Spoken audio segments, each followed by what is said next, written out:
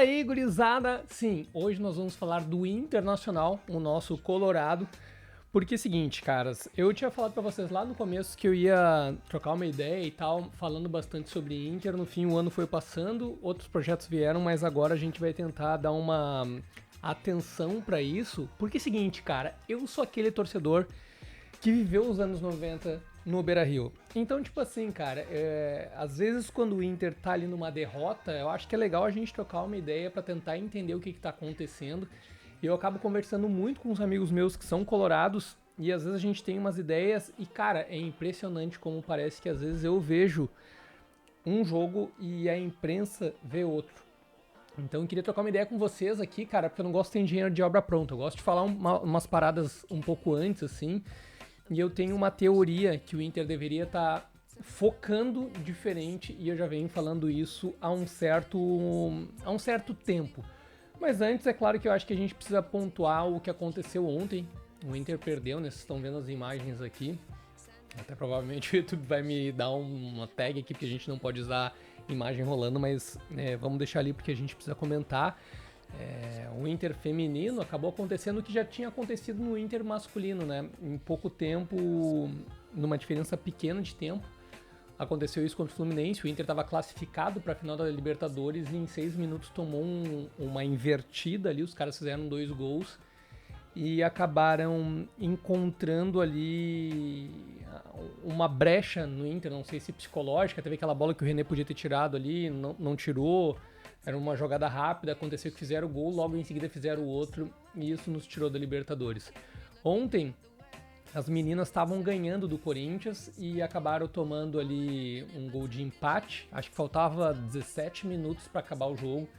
Foi para os pênaltis e aí o Inter perdeu nos pênaltis.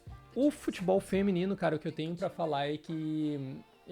cara, tá legal de ver futebol feminino, tá? É impressionante isso. A pegada tá diferente, o futebol feminino tá mais profissionalizado, assim, né? As jogadas tão legais de ver, construção de lance de gol. Então, cara, é mais pra dar os parabéns pras gurias do Inter, assim, que claro, né? A gente não conseguiu chegar ali no objetivo, mas o time feminino do Inter é um time bem jovem, então se a próxima direção conseguir manter esse projeto, provavelmente coisas boas virão pro futebol feminino do Inter. Mas agora focando, cara, no nosso Colorado, cara, seguinte, cara, o que eu acho que o Inter deveria fazer, sinceramente, gurizada, e vejam bem esse vídeo, né, cara, a gente tá em outubro de 2023, eu tenho uma teoria que eu defendo há um certo tempo, que o Inter deveria priorizar diferente a estratégia anual. Deixa eu esclarecer para vocês. Eu acho que o Inter, que nos últimos anos vem tentando se dar bem em Copas, a gente teve várias frustrações, né? A gente perdeu pro Globo, a gente foi desclassificado pro América Mineiro na Copa do Brasil. A gente, lá em 2015, né, perdeu pro Tigres na Libertadores e poderia ter se encaminhado para uma final também. Esse ano a gente perdeu pro Fluminense.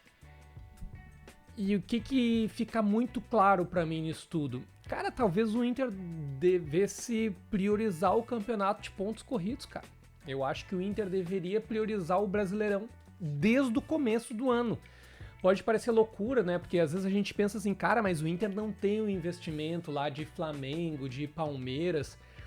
Cara, todos esses times, eles começam o ano em busca da glória eterna, em busca da Libertadores ou em busca da Copa do Brasil, que dá bastante grana. Mas, cara, se a gente for analisar o Brasileirão esse ano, tu vê o Botafogo que tá lá na frente, ou o Red Bull Bragantino que tá lá na frente. Cara, são times assim que se planejaram um pouquinho e não tinham esses outros focos.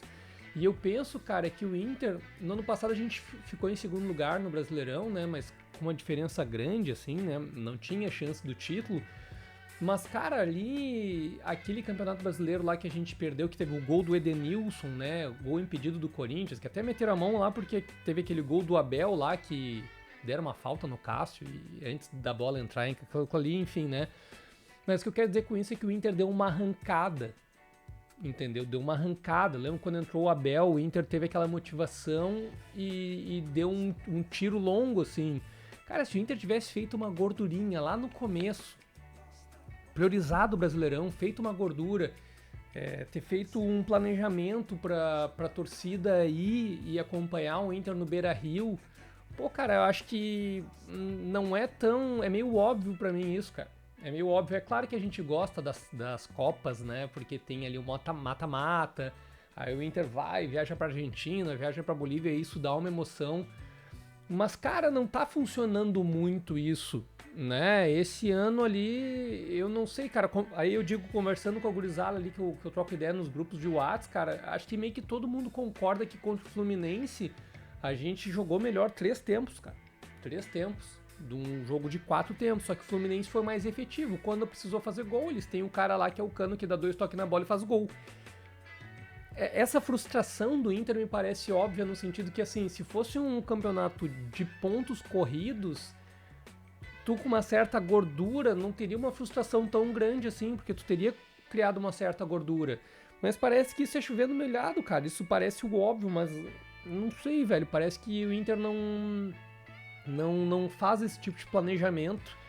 A gente tem agora pro futuro, velho, as eleições aí, que eu particularmente acho que já tá definido, sim, né? E não tô nem falando de, eu acho que deve entrar esse ou aquele, mas vendo as pesquisas, eu acho que o Melo vai voltar pra direção do Inter, até porque ali tem Fernando Carvalho que apoia, tem o Sonda que apoia e tem muito poder aquisitivo para buscar as peças de reposição no Inter.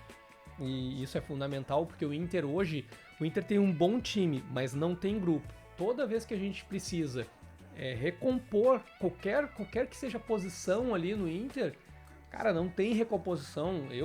Desde o ano passado, eu falo que o Inter tem um goleiro ali que é um dinossauro no gol. E não falo um dinossauro por ser um monstro de jogar muito, um dinossauro que parece um Tiranossauro Rex, parece o Horácio da Turma da Mônica ali. O Kehler, toda bola que chutam, parece que ele tem a mão colada no corpo, ele não se estica.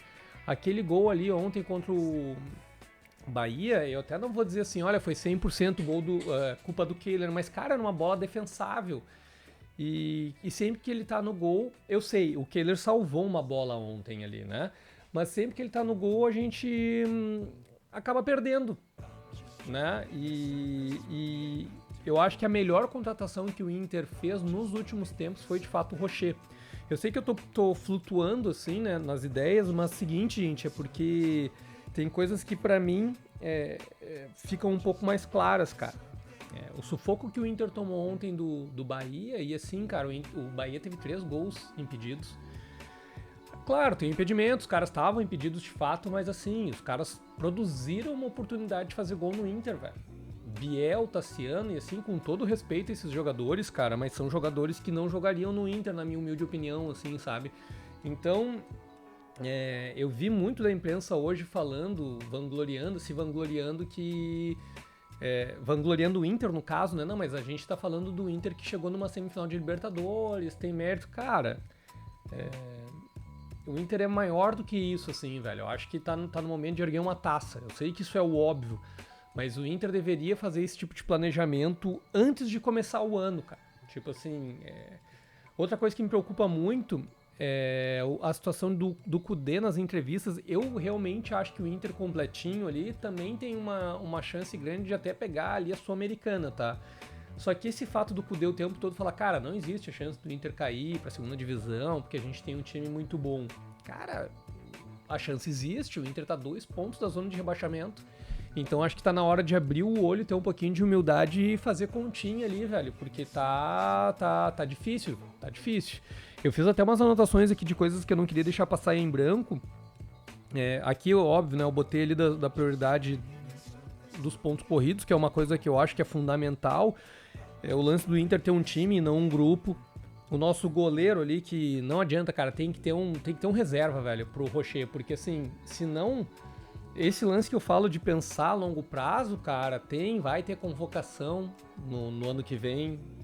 O Rocher vai sair de alguns jogos do Inter e a gente vai precisar de um goleiro reserva que seja pelo menos ok, assim, velho. Tipo, sei lá, um tempo atrás a gente pensava ali, tinha o Muriel e o Alisson, cara. O Muriel não acho que é um baita goleiro, né? Bem pelo contrário, ele fazia umas pichotadas, aí entrou o Alisson, pegou vaga, mas o Muriel era anos-luz melhor do que o Kehler. Então a gente precisa de um goleiro reserva que tenha um nível, assim, de pelo menos passar uma segurança mínima pra quem tá lá, cara, né? Há bem pouco tempo atrás a gente viu o John no Inter, né? E obviamente ele não era do Inter, era um jogador do Santos. E eu acho que acabou se tornando muito caro de mantê-lo para ser uma segunda opção. Mas o Inter tem que buscar um reserva pro Rocher pro ano que vem, cara, porque isso aí tá insustentável. Eu percebi também na entrevista pós-jogo do Inter ontem que o Kudê usou uma expressão, até botei no rodapé aqui, que ele meio que vai dar um basta na questão de oportunidades, assim. Eu acho que ele perdeu a paciência com o Luiz Adriano, porque teve bola ontem que o Luiz Adriano perdeu na frente do gol, cara. E tipo assim, a gente entende, né? Eu tenho um ponto de vista, que é o que eu falei pros guris até, quando se falou ali no Valência ter perdido gols ali contra o Fluminense, o Valência brincou de perder gol, né? Aí veio o Grenal, ele perdeu o gol de novo. Mas eu defendo a ideia, né? Eu sei que ele é um jogador fora da curva, que ele veio pra fazer isso, mas assim, cara, se ele fosse fazer todos os gols ali que ele perdeu, ele estaria, sei lá, no Real Madrid, velho. E assim, tentem entender o que eu tô falando, assim, se ele fosse esse jogador de não perder gol nunca, certamente ele não estaria jogando no Inter agora. Mas eu também não acho que ele possa perder tanto gol quanto ele tá perdendo. Mas o Luiz Adriano, desde que voltou pro Inter, né? Com todo o respeito à trajetória dele no Inter, ele foi um jogador fundamental lá em 2006, né, no nosso título mundial, mas, cara, não dá, velho. Não dá pra perder os gols que ele perdeu, né, que ele vem perdendo. Ontem aquela bola ele tinha que ter metido pelo menos a gol a bola. Aí a gente pensa assim, não, cara, tem que dar oportunidade ao Luca, porque é um guri que, pô, vinha bem na base, ele começou bem no início do ano, então tem que se falar isso, né. Ele agora tá fora de ritmo, mas, pô, ele entrou ontem e guriziou, né? Como a gente diz no Sul. Ah, deu de guri, cara. Foi expulso. Foi disputar uma bola com o cotovelo alto, cara. Ah, coisa de guri. E aí tu pensa assim, o cara tá tendo oportunidade e faz uma coisa dessa. Então tem que dar uma segurada e talvez botar ele pra jogar lá no gauchão, velho. Lá no gauchão, porque eu acho que daí sim tu dá experiência, tu dá tempo de rodagem pra ele, mas ele ainda não é aquele jogador que vai resolver quando a gente precisa. Cara, eu cheguei a sentir saudade do alemão ontem, tá? Então, tá difícil, assim. Aí outra coisa que eu coloquei aqui sobre o Kudê, né? Porque assim, o Kudê, velho, ele tá de unanimidade nas duas direções que estão concorrendo pro próximo ano, que é o Barcelos e o Melo, né? O Barcelos, se ele ganhar, ele vai manter o Kudê provavelmente.